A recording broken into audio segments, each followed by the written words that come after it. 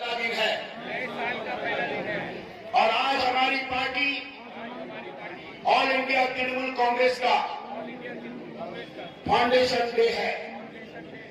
आज एक तारीखी दिन के मौके पर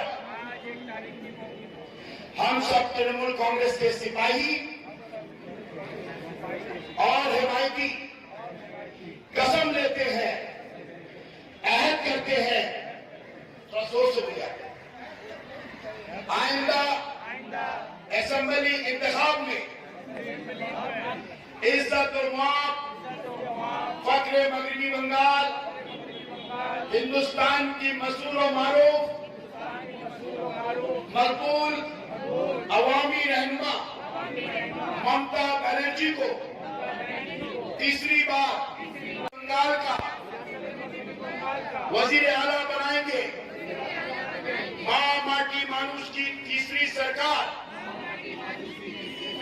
तश्कील करेंगे। तन मन और धन से काम करेंगे। जनाब सुदीप बंदोपाध्याय के नेतृत्व में उत्तर कलकत्ता तमाम सीटों में हम कामयाब होंगे और खास तौर पर जोराशाहपुर असेंबली हल्के में स्लिप का अच्छा दे दीजिए, राजेश भैया दे दीजिए, हाथ दे दीजिए। अरे हाथ तो छोड़ा है, अरे हाथ तो छोड़ा। आप